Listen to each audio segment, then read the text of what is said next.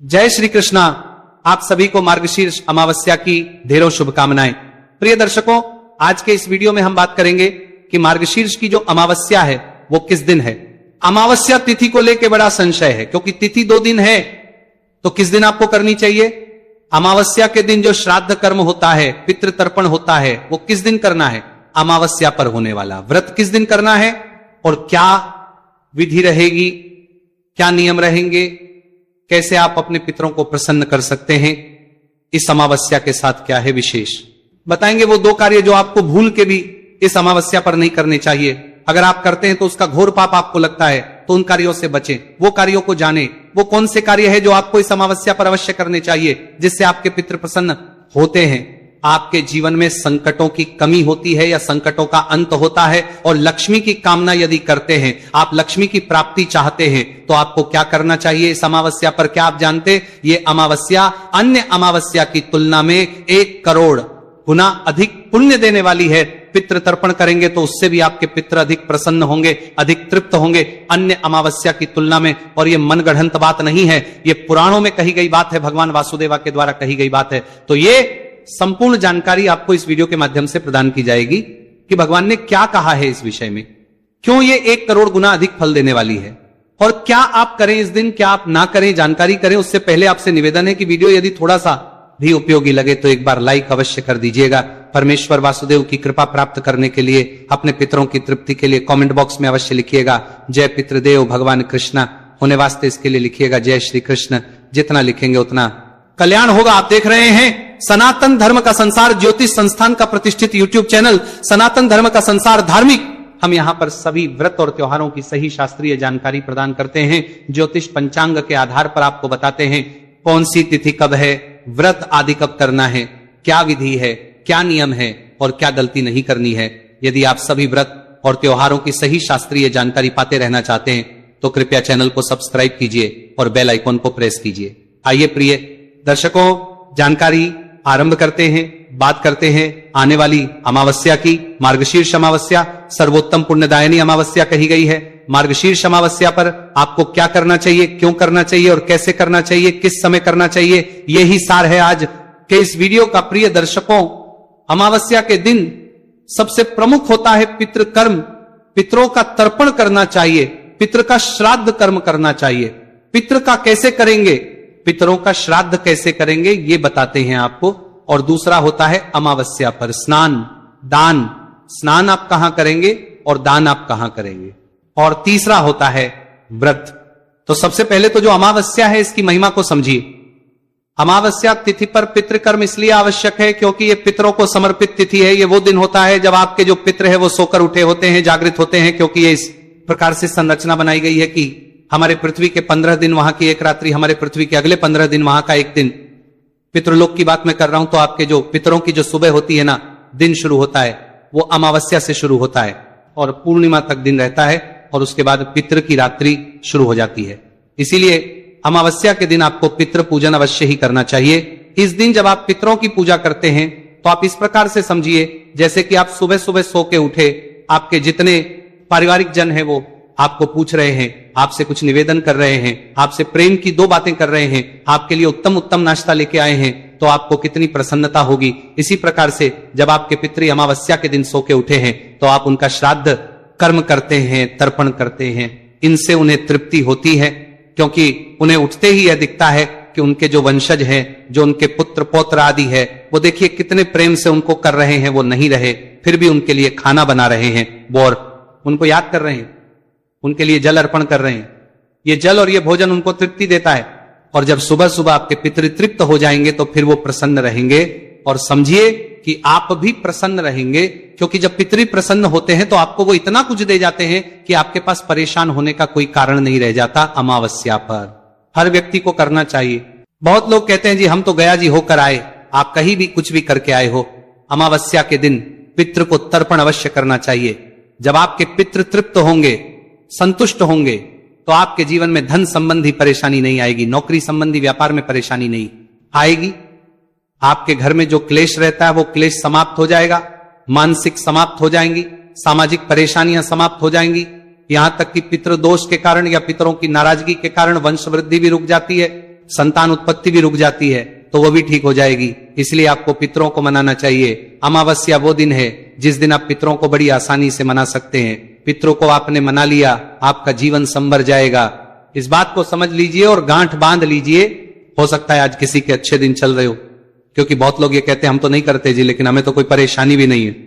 हो सकता है पिछले जो कर्म आपके कुछ अच्छे रहे होंगे उनके कारण परेशानी नहीं है, लेकिन जैसे ही जो कर्म आपके पिछले समाप्त होंगे, उनका पुण्य समाप्त होगा तो आपको परेशानी आएगी। इसीलिए शास्त्रों की बातों के अनुसार आपको चलना चाहिए, मानना चाहिए और पितृकर्म आपको अवश्य ही करना चाहिए। तो अमावस्या पर बाकी कुछ करें या ना करें, पितृ को तर्पण के निमित्त दान और पितरों का श्राद्ध अवश्य कीजिए। अमावस्या पर ही क्यों करना है ये मैंने आपको आरंभ में ही बता दिया, क्योंकि ये पितरों की सुबह की तिथि है और यही एकमात्र तिथि है जो पितरों को समर्पित है। इस दिन जो भी पितरों के लिए करते हैं वह सीधा उन्हें प्राप्त होता है, इसीलिए आपको यह करना चाहिए।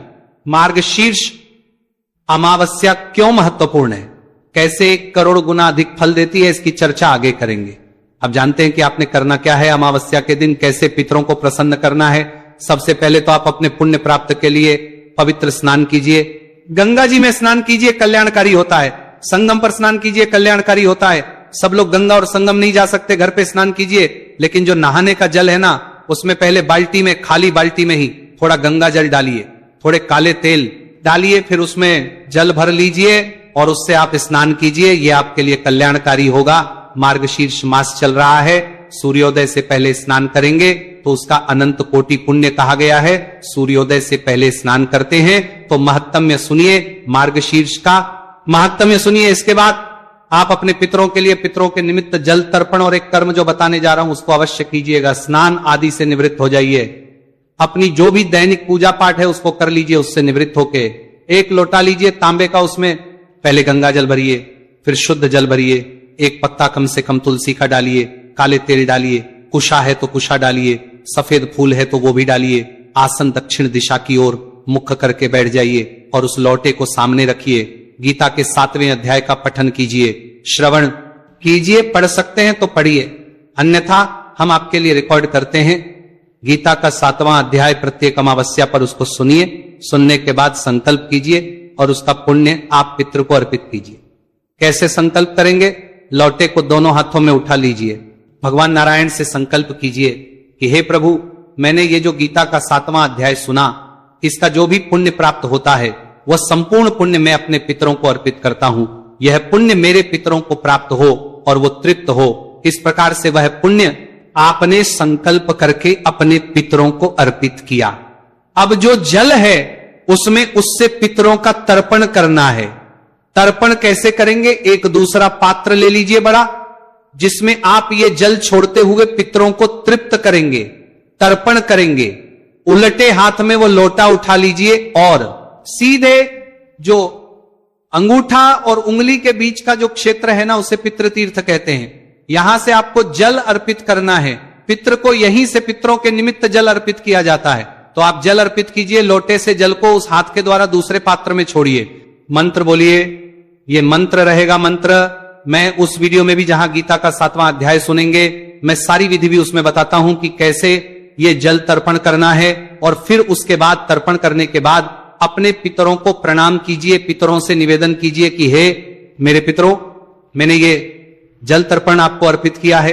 मेरे जितने भी पितर हैं सभी पितरों को अर्पित कर सकते हैं आप ही, या किसी 1-2 जो भी पितर आपके हैं जिनको आप अर्पित करना चाहते हैं उनका नाम लेके, या आपका जो रिश्ता है वो लगा के आप ये अर्पित कर सकते हैं। ये संकल्प करने के बाद, ये तर्पण करने के बाद जल आपने पीपल में देना है। पीपल में देना है। सबसे उत्तम समय क्या होता है?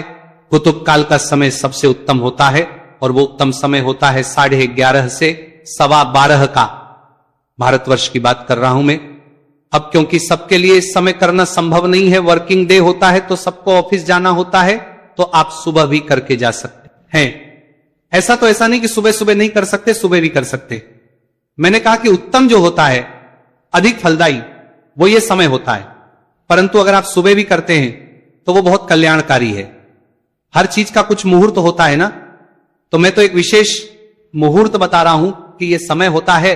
बाकी आपसे पहले कभी भी पितृकर्म कर सकते हैं, 3 बजे से पहले तक। और ये जल आप पीपल में अर्पित करेंगे, अपने पितरों से निवेदन करेंगे, हे मेरे पितरों, इस जल को ग्रहण करो और तृप्त हो।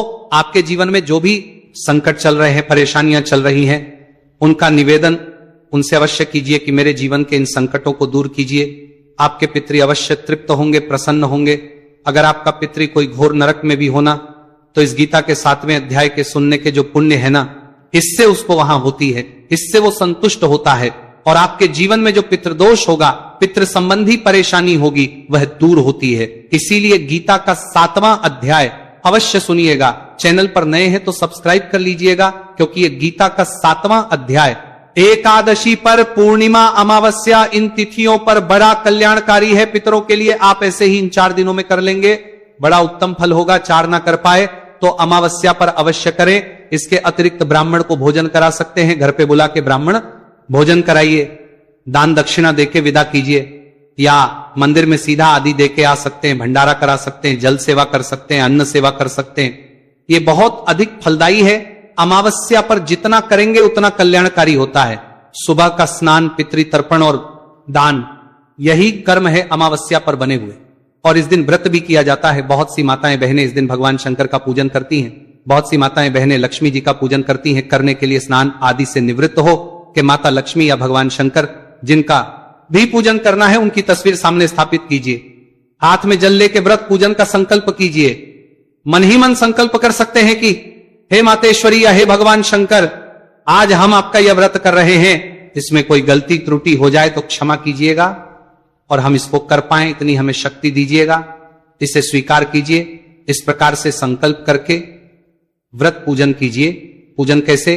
भगवान को पहले स्नान के लिए जल के छींटे दीजिए, तिलक लगाइए, तिलक लगा के अक्षत लगाइए, अक्षत लगा के वस्त्र के रूप में मौली का टुकड़ा अर्पित कीजिए, धूप दिखाइए, दीप दिखाइए, पुष्प अर्पित कीजिए और भोग के रूप में आपके पास यदि मिठाई है तो मिठाई अर्पित कीजिए, अन्यथा मिश्री ले लीजिए, मिश्री अर्पित कर दीजिए, फल है तो फल अर्पित कर दीजिए और भोग के बाद पुनः एक बार जलाश्मी करा दीजिए, जल अर्पित कर दीजिए भगवान को। इस प्रकार से पंचोपचार से पूजन कीजिए। फिर कथा श्रवण कीजिए। कथा आपको हम अपने चरण पर सुना ही देते हैं और इस प्रकार व्रत आदि के नियमों का पालन करते हुए, ब्रह्मचर्य का पालन करते हुए दिन को व्यतीत कीजिए। इस प्रकार से आप पूजन कर सकते हैं, व्रत कर सकते हैं। आती है जी कि ये जो अमावस्या है क्यों महत्वपूर्ण है। देखिए, मार्गशीर्ष भगवान कृष्ण ने गीता में कहा है कि वो स्वयं ही मार्गशीर्ष मास है। तो जो महीना स्वयं भगवान कृष्ण की विभूति है, वो महीना सर्वोत्तम हो गया। भगवान कृष्ण कहते हैं कि जो कोई मनुष्य इस माह में उत्तम कर्म करता है, उसका करोड़ गुना पुण्य उसे प्राप्त होता है। जैसे कार्तिक मास है ना, तो कार्तिक मास से 1 करोड़ गुना अधिक फल कहा गया है मार्गशीर्ष का। यह मैं नहीं, भगवान विष्णु द्वारा कहा गया है। यहां वो कहते हैं कि 12 महीने में से 8 महीने एक तरफ हैं और 4 महीने एक तरफ हैं। 4 महीने विशेष कहे गए हैं। 4 महीने जो विशेष कहे गए हैं, उनमें भी पहले माघ का माघ से अधिक, वैशाख का वैशाख से अधिक, कार्तिक और कार्तिक से 1 करोड़ गुना अधिक फल मार्ग कहा गया है। तो इसीलिए मार्गशीर्ष में आने वाली प्रत्येक तिथि या मार्गशीर्ष में किया जाने वाला प्रत्येक व्रत, जप तप दान पुण्य, ये 1 करोड़ गुना अधिक फल देने वाला है। मार्गशीर्ष की सभी तिथियां अत्यंत कल्याणकारी है। अब आप कहेंगे पहले कभी सुना नहीं जी। हो सकता है आप में से बहुत सारे लोगों ने सुना भी हो, तो आप हमारा मार्गशीर्ष महत्व में सुनिए। वहां भगवान नारायण के द्वारा स्वयं कहा जा रहा है कि यह गुप्त से भी अति गुप्त है। देवताओं ने इसे गुप्त इसलिए रखा क्योंकि ये वो महीना है, इसकी इतनी महिमा है कि जिसके द्वारा मनुष्य कुछ ही पल में को प्राप्त कर सकता है, भगवान की कृपा प्राप्त कर सकता है, अपने सभी पापों को धो सकता है। इसीलिए देवताओं ने इसकी महिमा को लोगों तक पहुंचने ही नहीं दिया, केवल शास्त्रों में लिख के रह गई। तो अब जो लिखित है शास्त्रों में हम पढ़ रहे हैं और आपको बता रहे हैं। इसमें स्वयं जब ब्रह्मदेव पूछते हैं भगवान विष्णु से, तो भगवान विष्णु कहते हैं कि हे ब्रह्म, यह गुप्त से भी अति गुप्त बात है जो मैं तुम्हें बता रहा हूं। इसकी जो महिमा है, इसीलिए मार्गशीर्ष का सुनिए बड़ा कम। यूं तो प्रत्येक चैनल पर 4 कथाएं जोड़ के में सुना दिया जाता है, परंतु हमारे यहां जो सुनाते हैं हम, वो होता है जो पुराणों में लिखित होता है। हमारे पास सैकड़ों वर्ष पुरानी पुस्तकें हैं, पुराण हैं, क्योंकि मेरी 4 पीढ़ियां इसी पांडित कर्म में बीती हैं। तो मेरे दादा परदादाओं की जो समय की पुस्तकें हैं, जो आज विलुप्त हो गई हैं, वो मुझे उनकी कृपा से प्राप्त हैं। तो मेरे पास वो जानकारियां हैं और मैं आपके साथ साझा कर लेता हूं, और इससे वो कृपा सबको मिलती रहती है। तो चैनल के साथ नए हैं तो जुड़ जाइए और इन कर्मों का लाभ लीजिए, आपका बेड़ा पार हो जाएगा। भगवान वासुदेव ने बहुत कुछ दिया है हमारा अपना उद्धार करने के लिए। हम अगर थोड़ा थोड़ा करेंगे तो सारी परेशानियां दूर हो जाएगी। अमावस्या पर पितृकर्म कीजिए, जितना हो सके दान पुण्य दीजिए, जितना आपकी सामर्थ्य है। भगवान कभी ये नहीं कहते कि इतना दीजिए, जितनी आपको भगवान ने दिया है उसके अनुसार दान पुण्य कीजिए, के बाद आपकी जो परेशानियां हैं वो निश्चित दूर होंगी। अब बात आती है कि अमावस्या करनी कब है और वो कौन से काम है जो नहीं करने हैं। 2 काम इस दिन बिल्कुल भी नहीं करनी चाहिए अमावस्या पर। पहला काम है पत्र पुष्प को तोड़ना। किसी भी पेड़ पौधे से आपको कोई भी फूल पत्ते आदि तोड़नी नहीं है, गलती से भी नहीं तोड़नी है। कोई फूल या पत्ती गलती से भी नहीं टूटनी चाहिए, अगर टूटी तो उसका अपराध है। तो कहीं भी किसी भी पेड़ पौधे से फूल पत्ते नहीं तोड़े, तुलसी जी से भी पत्ते नहीं उतारने। दूसरा है कि किसी के यहां का अन्न नहीं खाना चाहे कोई, जितना मर्जी आपके साथ जबरदस्ती करे उसके घर का अन्न नहीं खाइएगा। जिसका आप अन्न खाएंगे अपने पिछले महीने का पूरा पुण्य उसको दे आएंगे, यही शास्त्रों में लिखा है। अमावस्या पर जो दूसरे का अन्न खाता है तो उसके पूरे महीने भर का पुण्य उस व्यक्ति को चला जाता है। अब आप कहेंगे कि हमारी बहुत सी रिश्तेदारियां ऐसी हैं जहां आवश्यक होता है खाना, तो शास्त्र कहते खा सकते हैं, अपनी ससुराल में खा सकते हैं, वहां यह नियम लागू नहीं होता। आपके बड़े भाइयों के यहां खा सकते हैं, नियम लागू नहीं होता। पिता के यहां खा सकते हैं, नियम लागू नहीं होता। और गुरुकुल में जो आपका गुरु का घर है वहां खा सकते हैं, यह नियम लागू नहीं होता। बाकी सभी जगहों पर यह नियम लागू होता है। बाकी किसी के घर पे भी आप अमावस्या के दिन ना खाएं, ऑफिस में भी यदि कोई लेकर आता है तो ना खाएं। यहां तक कि मंदिर में जाते हैं, प्रसाद भी मिलता है तो उसके बदले में कुछ ना कुछ अर्पित करके आए, कुछ दे के आए। इन 2 चीजों से बचिएगा, पत्ते तोड़ने से, फूल तोड़ने से और किसी का खाने से आपका पाप बच जाएगा, अन्यथा सारा पुण्य उधर चला जाएगा और पत्ते आदि तोड़ने से घोर पाप लगेगा। इन 2 चीजों का ध्यान रखें और पितृ कर्म करें, यह दिन आपका जीवन सवार देगा। बात करते हैं कि अमावस्या है कब।